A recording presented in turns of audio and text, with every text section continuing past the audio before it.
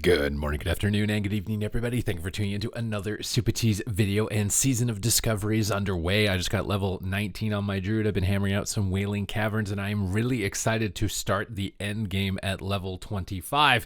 And there have been some pretty big overpowered things in Season of Discovery, and I was not expecting them to make any changes to those things. They had said that they're okay with leaving things overpowered, but it appears that there is a limit on the level of overpoweredness. So we're going to be covering news and class changes related to Classic Season of Discovery in this video. And if you want to make sure that you're staying up to date with news related to World of Warcraft, then make sure to smash the subscribe button. So over the first 24 hours of Season of Discovery, we made a few discoveries of our own that resulted in design changes. We expect that most players haven't seen much of this yet, but we want to note it for reference. Healing caused by Arcane Explosion has been reduced by 80%. We did not intend for mage healing to trivialize content. I remember watching Vinruki's stream and I was nerd raging in his chat about like, this is literally AoE for mage for dummies. You don't do anything, everything dies immediately. So I was surprised at how fast they nerfed this, because he said, you're just trying to get me nerfed and stuff like that. And I was like, bro, this is ridiculous. There's no way it can stay like this, and it looks like this is not going to stay like this. The explosive shot rune ability has been redesigned, and its damage dramatically decreased. Each time it deals damage, it now damages all enemies within 8 yards of the primary target. Explosive shot in PvE was doing a remarkable amount of AoE damage and was just really overpowered. So again, there's a certain level of overpowered that they're going to be looking at, and this is going to affect the game balance as well for PvP at the end game. Chimera Shot is receiving an 85% reduction in weapon damage. I was watching some hunters in Warsong Gulch just absolutely one-shotting people basically with instant chaos bolts that would just wipe people out. I think this is definitely going to put it more in line with the other casters who have to cast their burst damage to do this level of damage. So nerfs towards hunter damage and mage healing. When it comes to output, hunters are proving to be an outlier. With these changes, explosive shots should fill the AoE niche, and hunters should still be very strong, but also more in line with the output of other classes at level 25. Adjustments have been made to the Ashenvale PvP event to allow it to start a bit easier. Please be reminded that there will not be much intrigue here until Ashenvale is teaming with level 25 players. Numerous fixes have been made to rune acquisition to make them less prone to bottlenecking. Fixed a okay, is this the sitting in a line for Sunfire? Because I really didn't like doing that. There's a lot of runes that are really frustrating.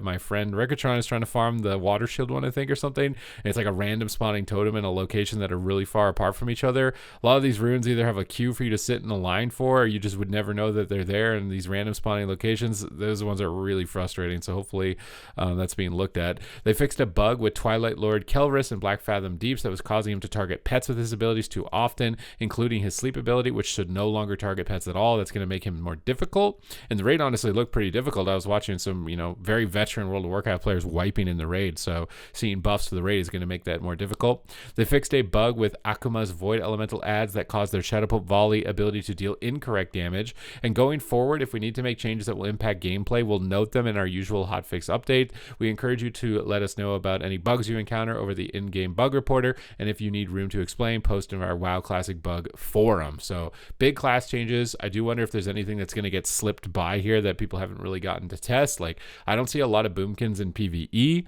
and boomkin could be really good.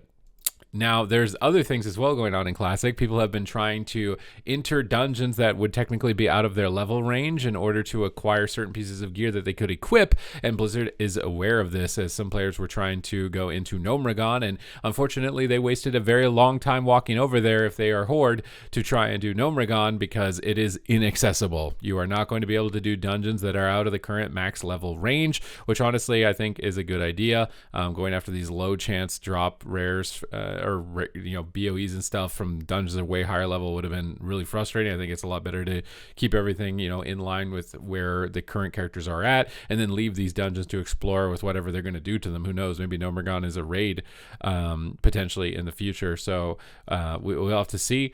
Now the last change coming through here is that there are higher item levels that are not going to be available in phase 1. So if you're a PvPer, some things like the Arena Grandmaster trinket, which is like the best trinket in the game period forever, from Stranglethorn Veil. I saw some players trying to go after that, and they wasted their time walking down to get that. You can't get that, so don't waste your time trying to get that Arena Grandmaster. It's not available. Other lists of items go from Tidal Charm trinket, which is the stun trinket, from Prince Nazjac, is not available. The Arena Grandmaster trinkets are not available. Runes that will become available in future phases cannot be obtained in current phase. World chests located in high level zones will not spawn during early phases. So this was a good way to get gold really early. As Undead, you could walk all the way into the Eastern Plaguelands and loot a chest that spawns in one of the PvP towers and get a bunch of gold really fast. So they're aware of that. These things are not going to be spawning. The Stranglethorn Fishing Tournament will begin with phase 2 of Season of Discovery. Intrepid players who survive going to Stranglethorn Veil at level 25 need not bring a fishing pole. So you're not going to be able to acquire any loot from that. And to answer a question we've seen from players who are planning to focus on ranking up in Season of Discovery, we are adding caps to rank you can achieve during each phase. We want to enable everyone to push rank at a reasonable pace without worrying about rushing to earn highly lucrative PvP rewards. To start in the first phase of Season of Discovery at level 25, the cap will be rank 3. Our current plan is to then increase the cap with each new phase so that the rank will cap at 9 for the first few weeks at level 60. Thereafter, we are planning to increase the rank cap every few weeks, along with the release of level 60 content such as Blackwing Lair, finally reaching rank 14 with the opening of Temple of Anchorage. So they're gatekeeping a lot of this progression so that people, don't feel like they have to degen and grind to these excessive levels. I mean, the rank 14 grind in Classic is one of the most painful, maybe historically painful grinds you could do, other than maybe getting the insane title with the Bloodsail Buccaneers rep or something like that. Getting rank 14 is one of the most painful things you can do in the game. So by gating it like this, you don't need to feel as rushed, especially if you've got server queues. You're not able to get into the server with your friends at this time. So it seems like they're pretty on top of things here. I was honestly not expecting this level of responsiveness, and it's really impressive. So if this can continue, I've already been having fun, and I haven't really even gotten to fully expand on the new stuff that's actually available just yet, other than a couple of runes picked up so far. But I'm really excited for the end game PvP, and even the raid to some extent. It looks like it's a really extensive, well thought out raid encounter. I saw mechanics that reminded me of like Cthulhu, where tentacles, you got to go down in a phase and tentacle monsters spawn like Yogg-Saron. It was a very impressive raid showing from what I've seen so far. And even the PvP after these hunter nerfs that have come through, with hunters not just one-tapping people, actually looked reasonably competitive. And it's just going to even get better from this point, right? With professions leveling up and unlocking new gear there, and potentially what loot comes from the raid, or even what PvP rewards come out, because who knows, maybe they've added some new PvP rewards with these new level caps and these new tracks that have previously never been available in Classic WoW.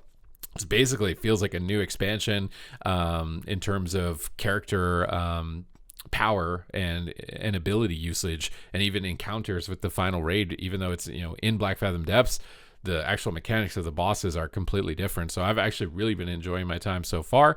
And let me know if you have been in the comments down below. I know we're typically covering retail, not intending to drop off on retail content provided to you. We're just expanding the content overall on the channel. So if you want to make sure that you're staying up to date with both aspects of the game, then make sure to smash the subscribe button. Your support is greatly appreciated.